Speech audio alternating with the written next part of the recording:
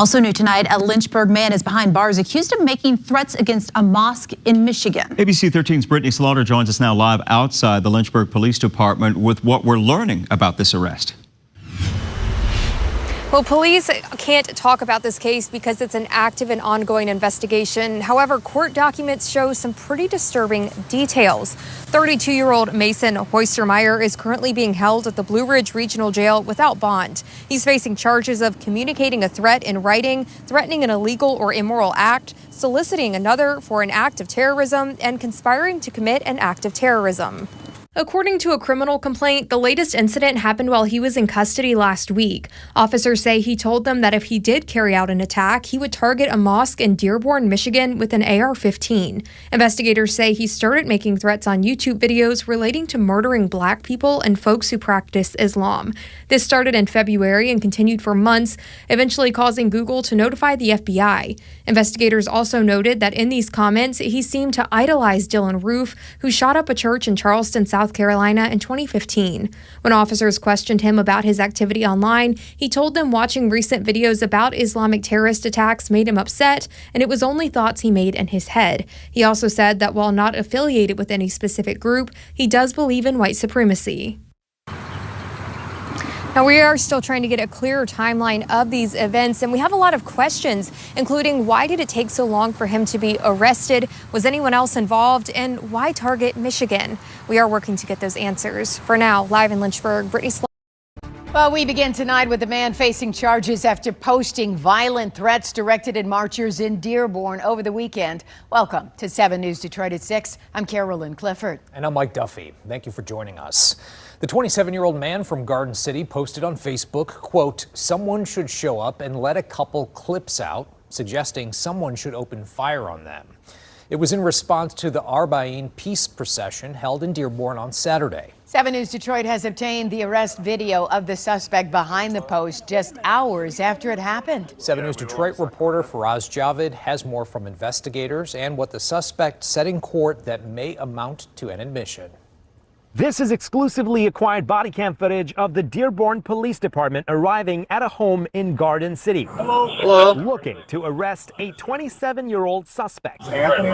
This is when Anthony James Young was apprehended Saturday around 7 p.m., 5 hours after allegedly threatening peaceful Arba'in marchers in Dearborn over the weekend. Got into an argument with people on Facebook. Young was arraigned Monday at the 19th District Court for posting this message on Facebook. Someone should show up and let a couple of clips out. Judge Mark Summers read out 2 misdemeanor counts of malicious use of telecommunication services. I understand you got charged as a misdemeanor, not a felony. This is not child's play.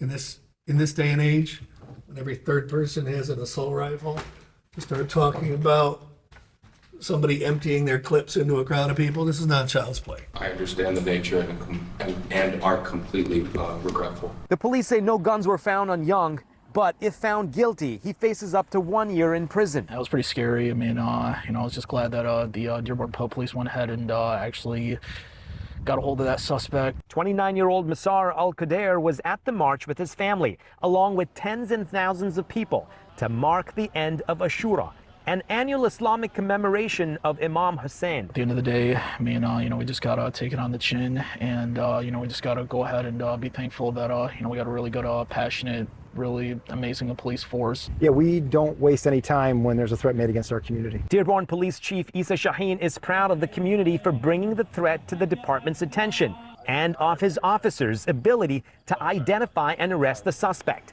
Innocent until proven guilty, but regardless, when you hear such threats being made towards the community, this is not the first, sadly. It's entirely unacceptable, and there's no room for that in the city of Dearborn. And so whenever these unfortunately do occur or should occur, we will spare no expense. We'll work with our local and state partners, our federal partners, to make sure to hold those folks accountable. And the reality is, far too often our community has been targeted for various reasons, and it's unacceptable. And I can assure you that the mayor and I have no room for it. Now, Young will be back in court on September 17th. Meanwhile, the judge issued a $5,000 bond, and if released, Young will be placed on a GPS tether and prohibited to access the internet.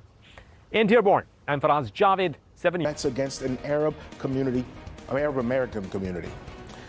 Well, that tops our news at 5:30. Carl Mintz faces a charge of threats of terrorism, and it comes amid the war in Gaza. A time when tensions are already on razor's edge. Victor Williams is live on the story for us tonight. Victor, prosecutors say the threat was posted online. Tell us more. Yeah, even though that's the case, Karen and Damond, it looks like they're taking these threats very seriously, especially considering the climate we're in. It's quite unfortunate that this individual acted off of like the pre-existing bigotry and bias that exists in our society that had just been inflamed by events that are going on halfway across the world. 41-year-old Carl David Mintz of Farmington Hills is accused of making a threat against Palestinians in Dearborn on social media. It all happened on October the 11th around 1 a.m. An investigation by the Dearborn Police Department led to his arrest the very next day.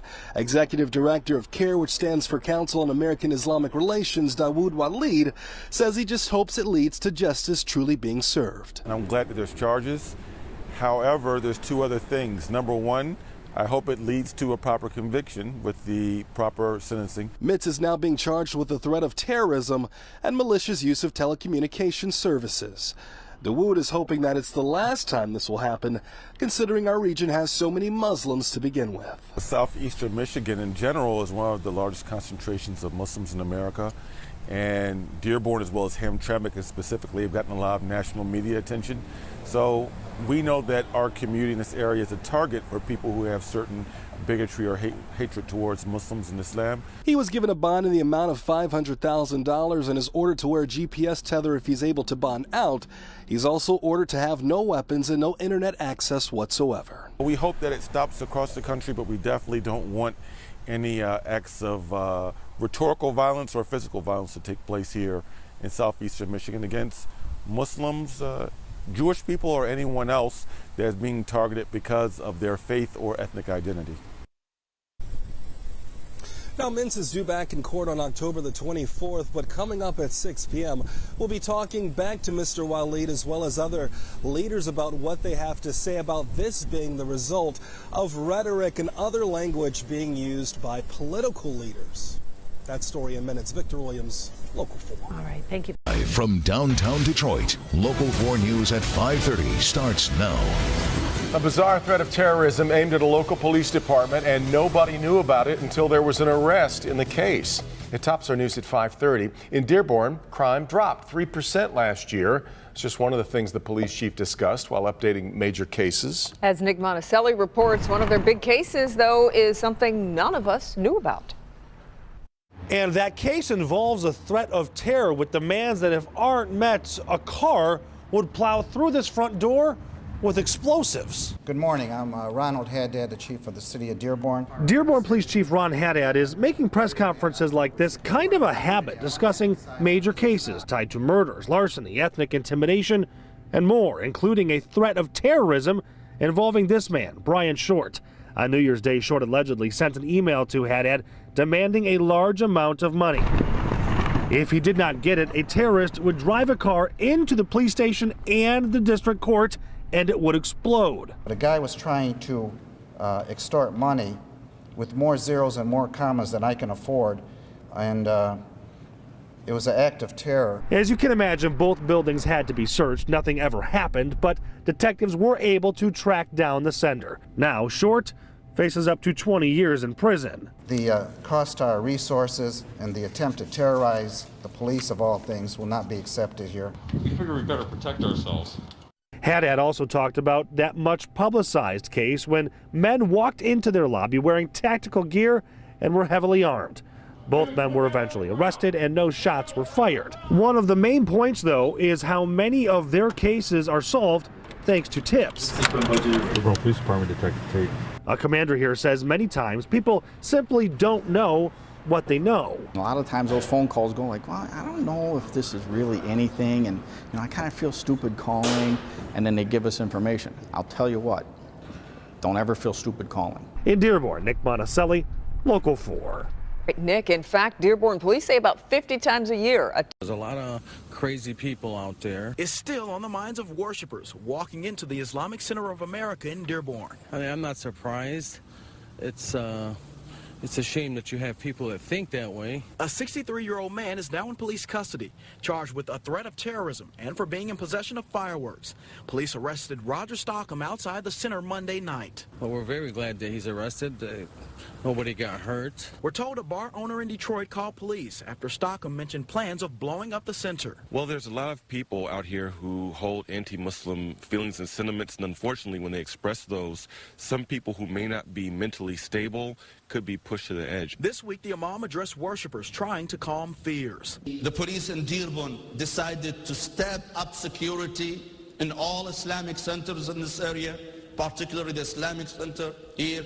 Meantime, the executive director of Michigan's chapter of CARE wants people to be more conscious when it comes to conversations pertaining to race and religion as the anniversary of 9/11 approaches. As we're approaching the 10th year anniversary of September 11th, I would ask all of our fellow Michiganians to let us watch our rhetoric and cool down how we talk about each other. We're all human beings. We're all Americans. Brandon Trutling, Channel 7 Action News.